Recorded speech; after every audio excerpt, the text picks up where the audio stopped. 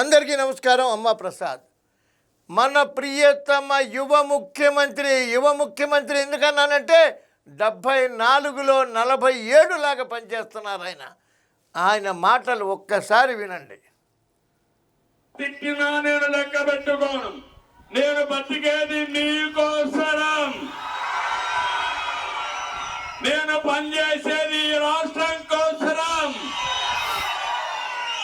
అనునిత్యం రోజుకి 16-18 గంటలు పనిచేస్తున్నానంటే నా రాష్ట్రం బాగుండాలి, నా ప్రజల జీవన ప్రమాణాలు బాగుండాలి.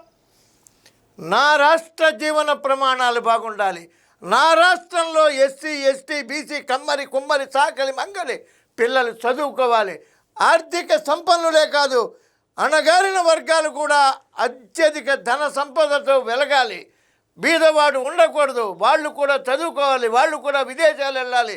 దానికోసం నేను 16 గంటలు పనిచేస్తున్నా. ఒక మనిషి తిడితే నాకు సంబంధం లేదు, నన్ను తిడితే తిట్టుకునే ఉండి తిట్లు గాలిలోకి పోతాయి. కానీ నా శ్రమంతా మీకోసమే అని 74 ఏళ్ల వయసులో ఆయన అలా కష్టపడుతుంటే ఆయనకి మనకు మద్దతు ఇవ్వకపోతే మన మానవత్వం కాదు, మనం మనుషులమే కాదని అనుకోవాలి. ఇవాళ తెలుగుదేశంలో ఆయన ఈ కూటమిగా ఏర్పరిచి ఇవాళ చంద్రబాబు నాయుడు గారు పడుతున్న కష్టాన్ని ప్రతి మానవుడు గ్రహించాలి. ప్రతి మేధావి, ప్రతి విద్యార్థి నిరక్షరాస్యులకి తెలియచెప్పడం బాధ్యతగా భావించాలని నేను అందరినీ ప్రార్థిస్తూ అమ్మ ప్రసాద్.